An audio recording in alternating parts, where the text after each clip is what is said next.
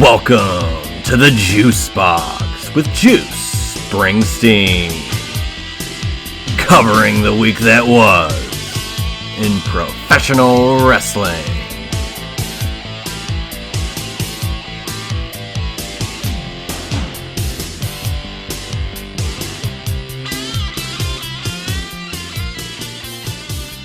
And welcome once again to another edition of the Juice Box. I am Juice Springsteen here in the first week of December, and there are plenty of interesting things going on in the world of professional wrestling.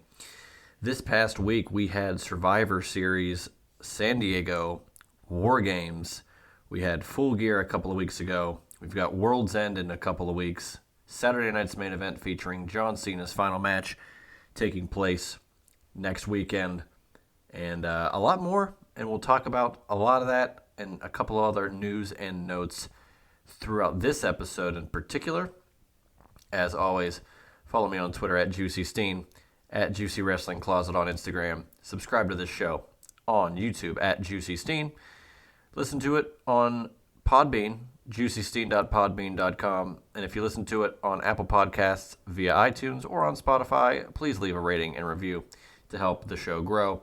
Amazon Music is also a spot where you can listen to the Juice Box.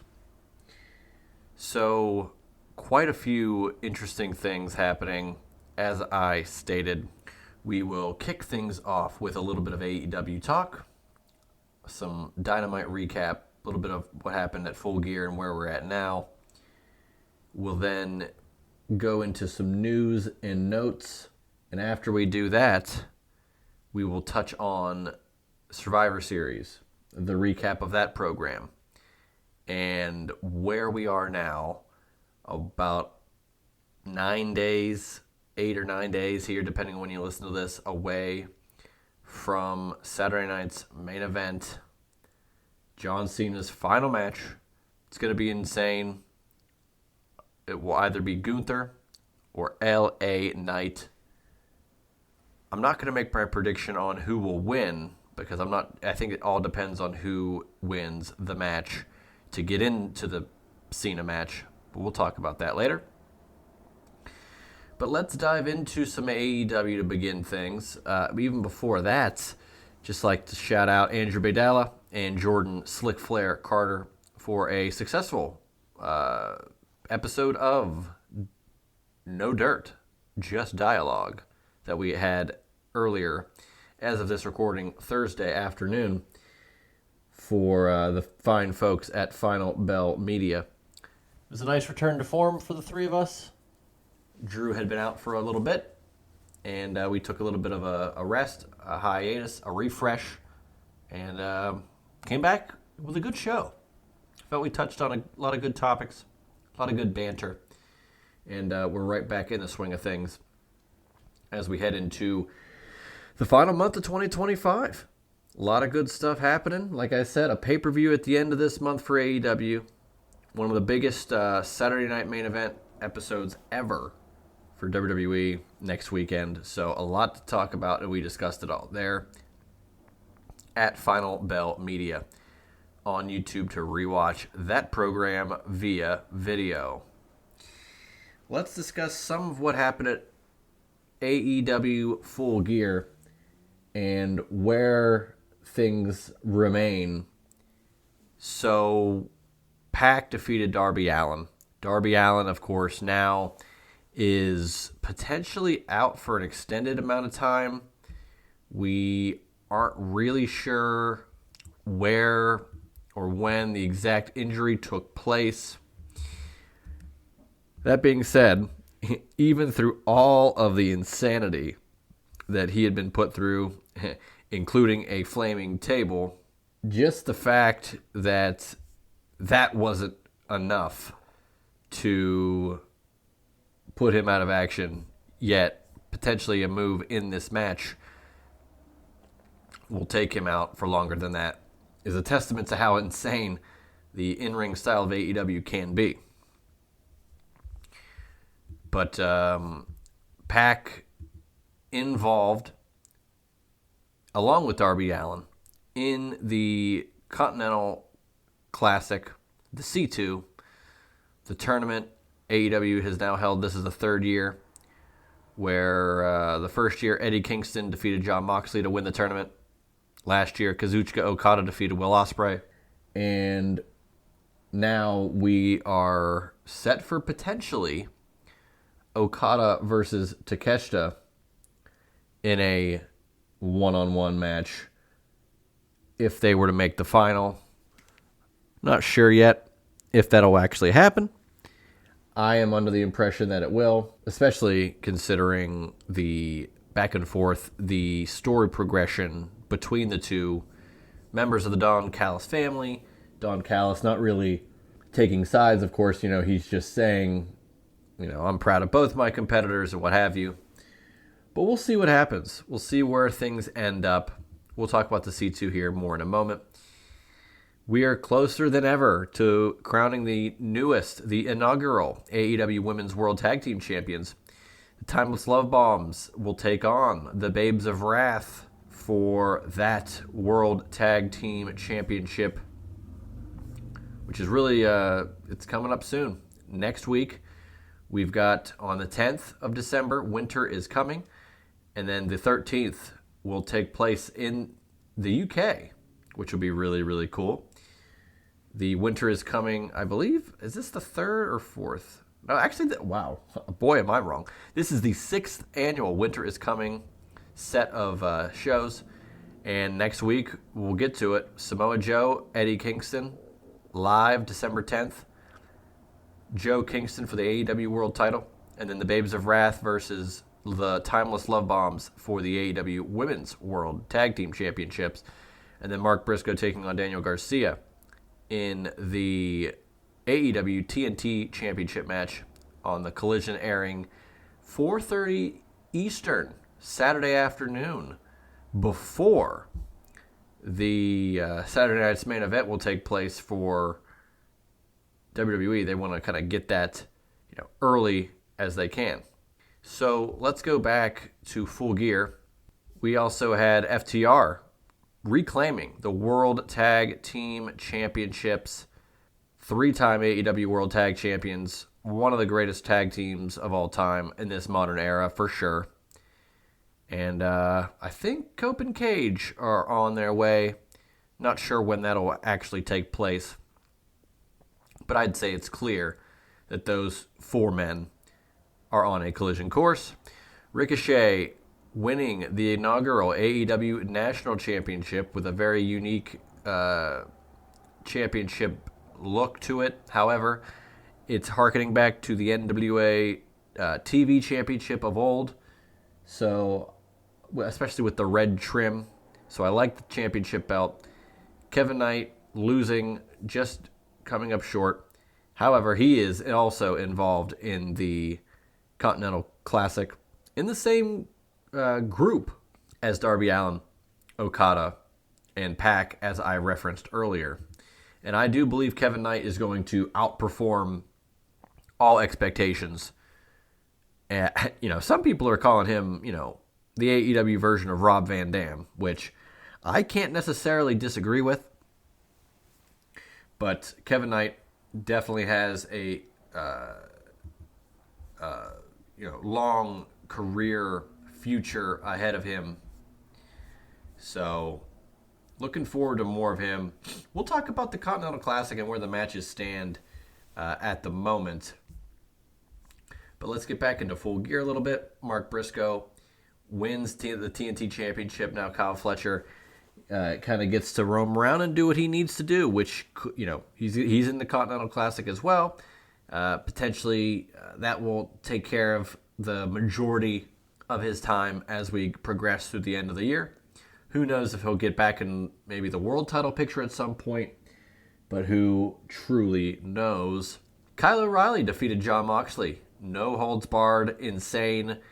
Those 2 matches I mentioned, Fletcher Briscoe and then KOR and Mox, were absolutely insane. A lot of blood in both. But Moxley losing the match, not looking good in regards to Mox as the leader of the Death Riders. We'll get to that in a moment with the Continental Classic result from the other night on Dynamite. $1 million trios cash prize goes to the Young Bucks and Josh Alexander instead of Kenny Omega and the Jurassic Express. But the Young Bucks having a problem with Don Callis and how things are being done. It seems like Kenny Omega could end up helping them in the future. I heard reports that Kenny Omega is kind of being held off from one-on-one feuds for a while. I kind of get that, especially with the health issues that he sustained with the diverticulitis, a very serious injury. But it'll be nice to see, potentially, the Elite reunite and get back into the fold in one way or the other. I don't know where exactly they'll fit into the stories, but I'm sure they'll find a way to implement them in. Kris Statlander, as I predicted, retained her AEW Women's World title against Mercedes Moné. I thought it was a great match. Stat getting a huge win over Mercedes, and I was happy to see that happen, especially with how Moné's been portrayed and how many belts she already has and how she seemed unstoppable. So Kris Statlander getting that win was really, really cool to see. Samoa Joe wins the AEW World title in a steel cage against Hangman Adam Page via help from one hook of the Ops. And we're kind of set in motion. Like I said, Samoa Joe has a one-on-one title defense. Winner is coming against Eddie Kingston. So we'll talk about that in a little bit as well. But a bloody Samoa Joe, an epic, epic way to conclude the match. And then after the fact, you got the one and only return of Swerve Strickland after a 3-month hiatus due to an injury sustained in competition. So now we get World's End, end of the month, December 27th. We will be getting the Blue League and Gold League runners-up in a semifinal, or the Gold League runner-up versus the Blue League winner in a semifinal, and the Gold League winner versus the Blue League runner-up in the other semifinal, and then you'll get both of those one-on-one for the Continental Classic final for the AEW Continental Championship. If you're expecting me to go over the lineage and history of the Continental title, International title, Unified title, All-Atlantic title, National title, it will not happen. There's too many championships. It's very tough to kind of relay it. They had Don Callis try to explain why the championship's not being defended and how this is a separate entity, and having that happen was even confusing. So let's try to stay away from that if possible. But I love the Continental Classic. I'm a fan of the New Japan G1. This is the AEW C2.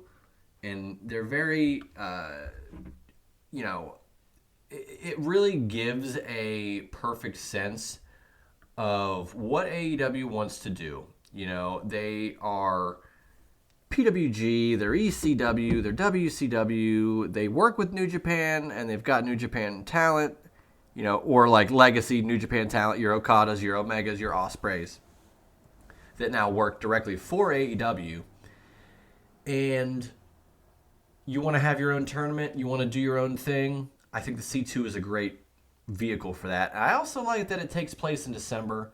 This is a time where football, American football, takes precedent over a lot of stuff in the world of sports and entertainment. So this makes a lot of sense. And outside of the convolution of, what title is it for, who gets it, why couldn't this just be the winner of the Continental Classic gets a world title opportunity?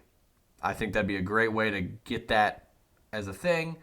But that's not what they want to do. It could be a way to get a championship onto talent that might not necessarily factor into the world title plans, but, you look better with a championship, and we can justify it by having you defeat all these guys. And I don't know.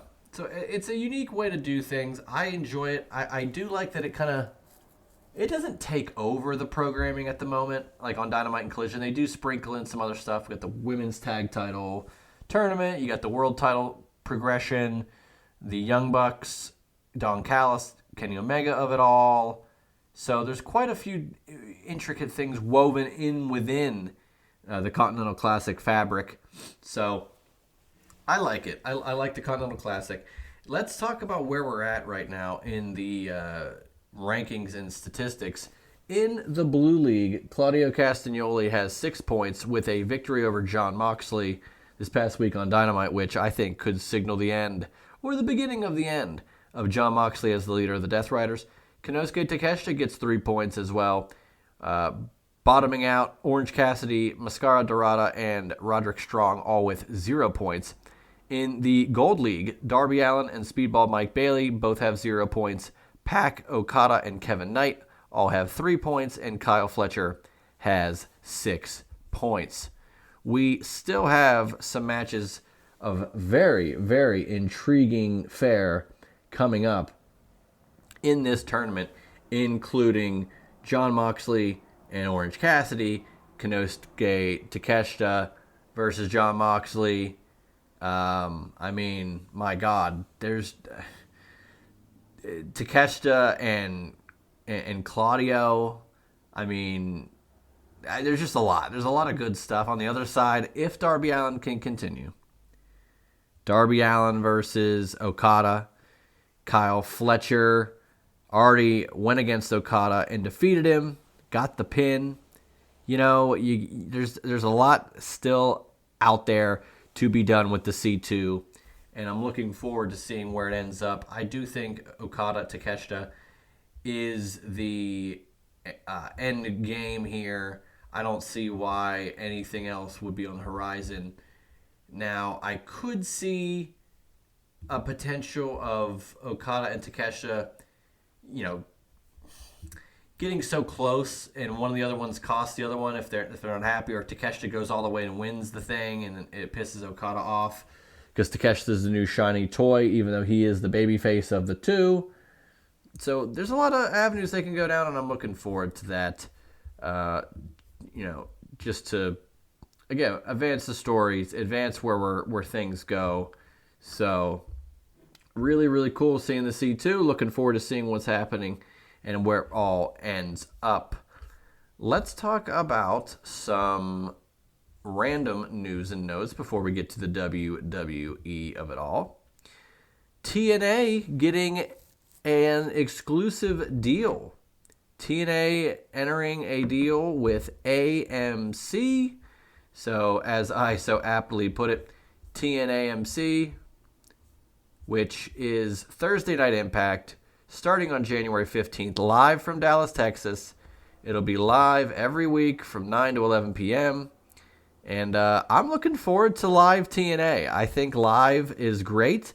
I know that they do great work by having a bunch of tapings, and all that's great. But a live show really puts some more eyes potentially on the product, and you can also see, you can run into some excitement. You can run into some problems. Live TV is a very exciting medium for pro wrestling. So I'm looking forward to seeing TNA on live TV Thursday nights on AMC. That all rhymes, so it's good for me. Good for TNA, good for AMC. Let's see how it all pans out. I wanted to mention this unfortunate news. CM Punk and AJ Lee's dog, Larry, unfortunately passed away this past week.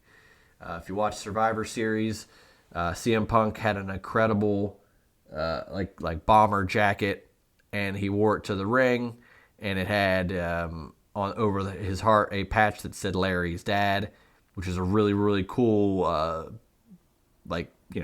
thing to have on his jacket. But the fact that his dog was not doing so well, and in fact passed away, I think the next day, really hits home of why he wore that jacket and kind of had a moment clutching the patch, that he did. So I feel for Punk and AJ. I mean, losing a pet is so damn tough to deal with, and it's happened to me. It happens to every owner of a pet, and it's sad.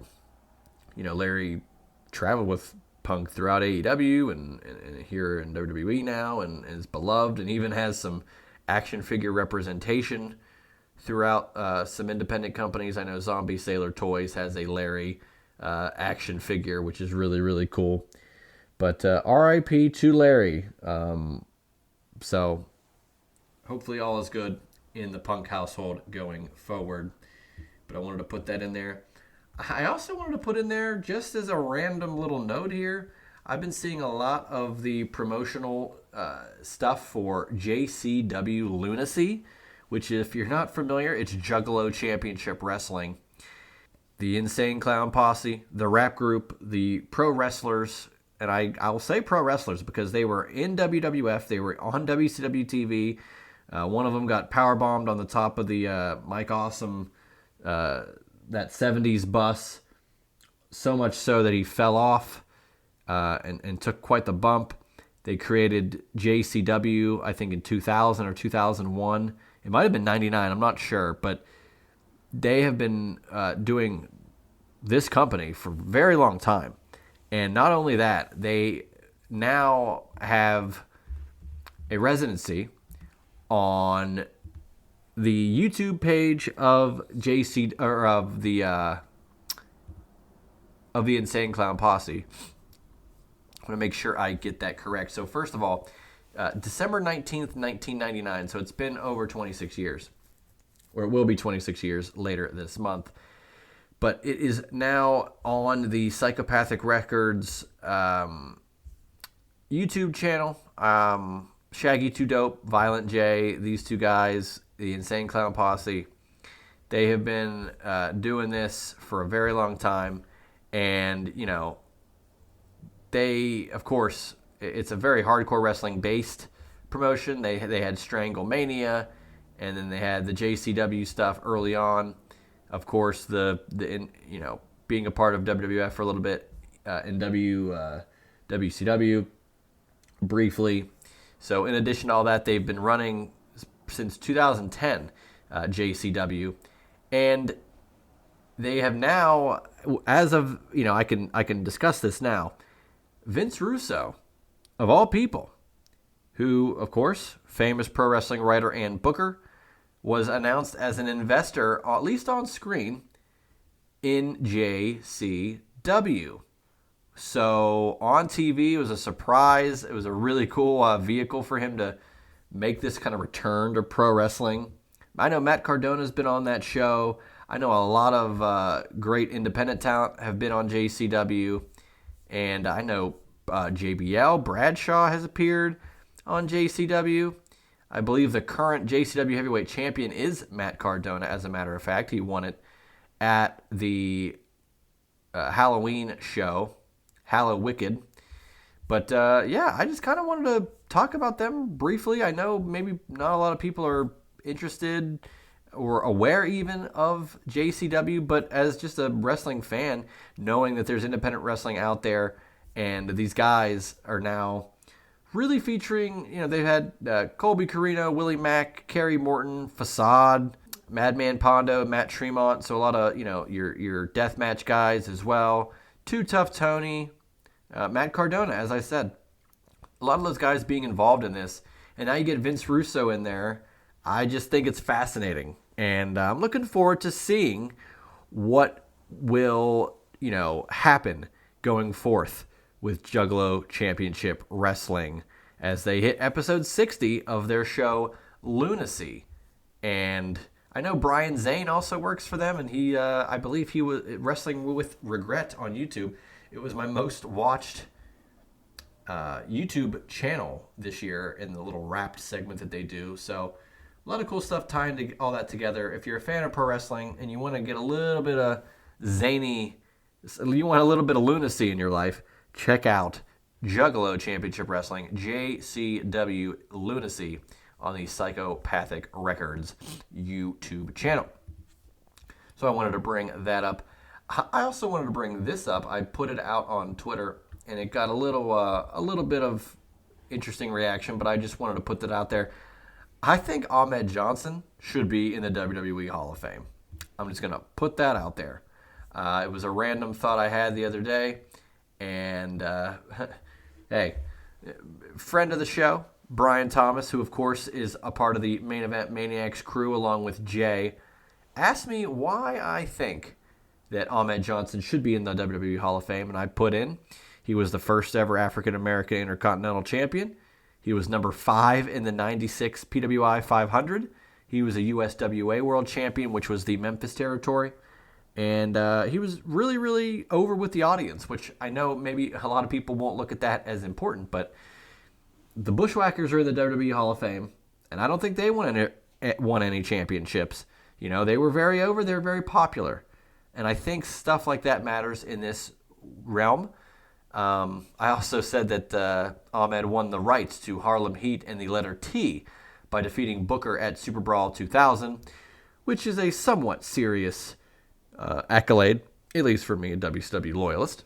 But yeah, that was just a random thought that popped in, and I wanted to just bring it up. It is interesting, at least to me, the fact that you get random people coming in, coming out, and saying, well, who should be in the Hall of Fame? What criteria is there? And there is none. So that's why I think, Savio Vega is another guy. I think he's more than deserving of being in the Hall of Fame. So just I thought was an interesting topic I brought up on Twitter and bring it up here on the pod. One more thing I would like to bring up. The WWE legacy library, your ECW, your old WWF pay-per-views, your WCW content will be leaving Peacock at the end of December. So if you're interested in those classic pieces of business, you're going to have to find another way to watch it unless they re-up on Peacock. You can have your physical media, any DVDs, VHS tapes, go on eBay and find some stuff. I know the Internet Archive definitely has some material on there if you're willing to do the research. And then the WCW YouTube channel and the WWE Vault YouTube channel have a plethora of material across the board that they're constantly uploading and updating with stuff, shows, little bits, what have you. And I'm pretty sure that we're going to get an ECW channel sooner rather than later. I know that it's been registered and it is a channel with subscribers but has not uploaded anything yet. So that should be happening in the future.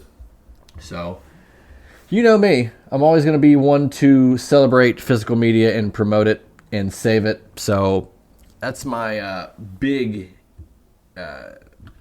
pledge, is to, go forth, save your physical media, go out of your way to find physical media, hard to find stuff. Owning the copies of this wrestling is going to be easier to do than trying to find it streaming over the course of time. And in time, it'll be tougher to locate the physical media, so get a head start on it now. Let's conclude with some WWE. We had Survivor Series. This show was not that well received by the fans, much like WrestlePalooza.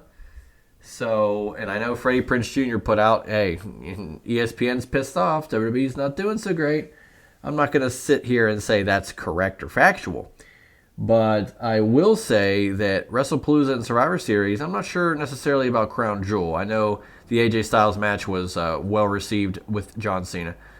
But Survivor Series and WrestlePalooza weren't that well received by a lot of the audience, at least on social media. And I know it may seem like a minority, but there's a lot more people discussing pro wrestling on social media than there ever have been. So I don't know how much of a minority it is anymore.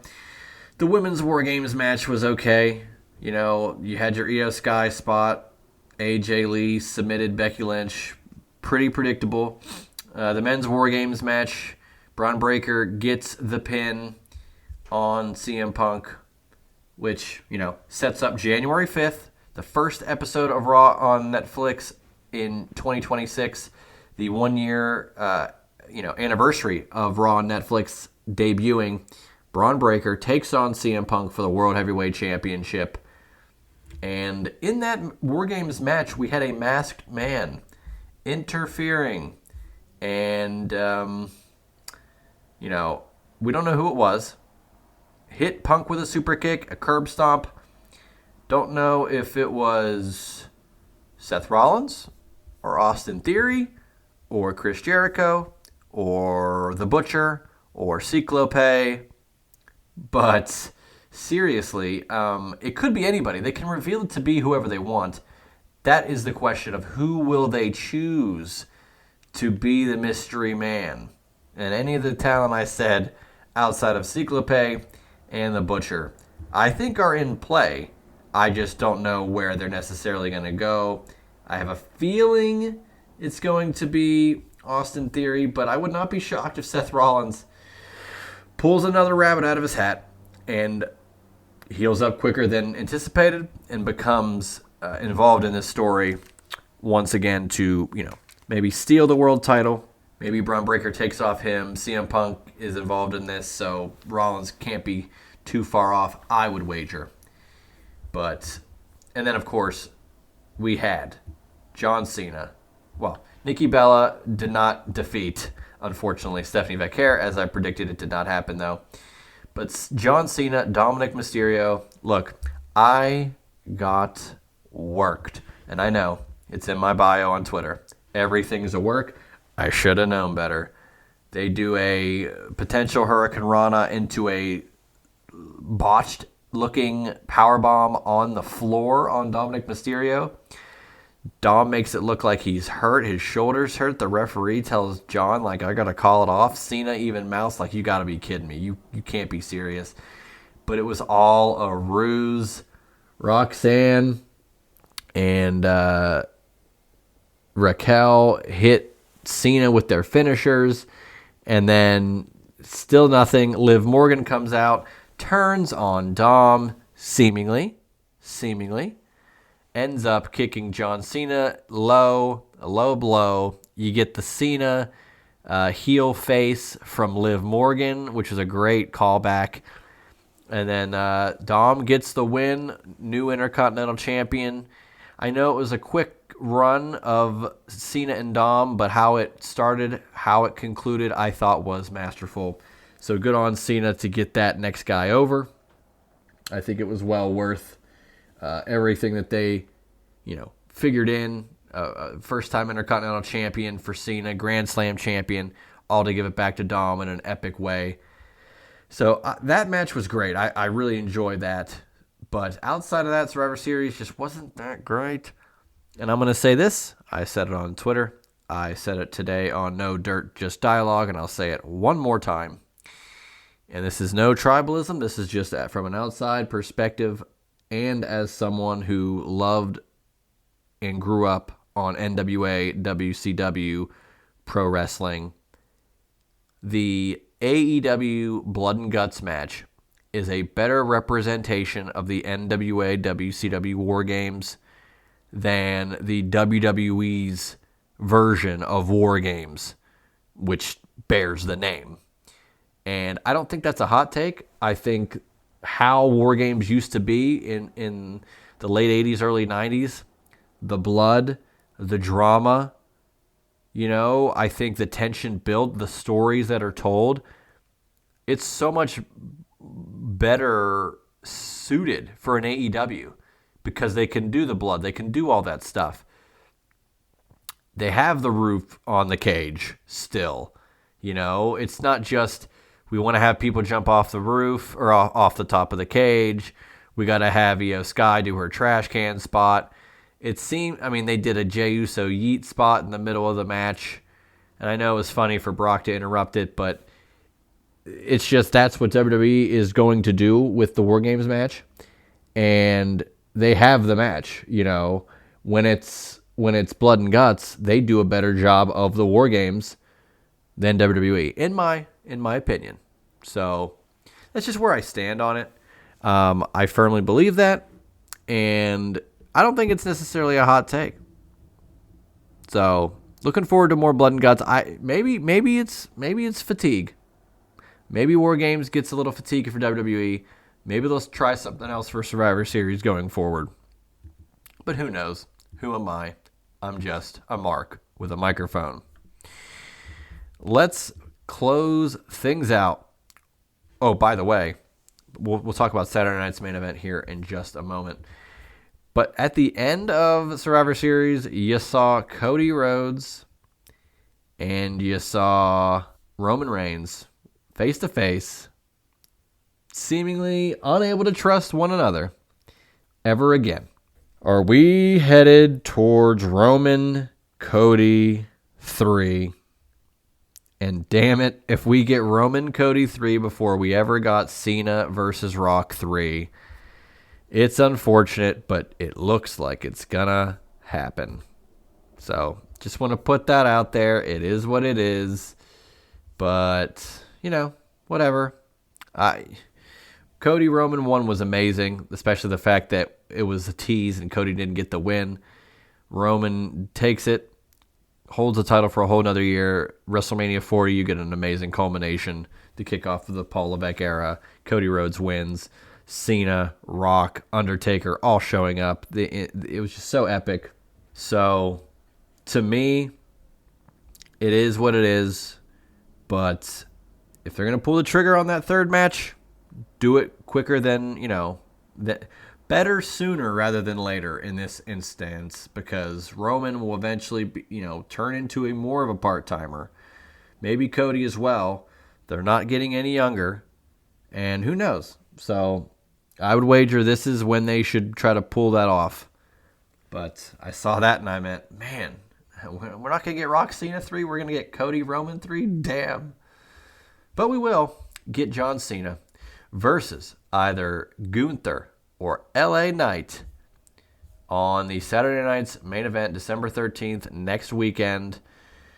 Apparently, it will open Saturday night's main event. A cool little throwback to when Hulk Hogan would be on the show. I remember the cage match against Paul Orndorff, and they had that as the open of the Saturday night's main event episode, which kind of brings you in. It'll be the highest rated segment. They had the main event unrelated to Saturday night's main event, but when you had Hogan and Andre for the world title, where Andre won, quote unquote, the title, twin referees, how'd they get the plastic surgery, man?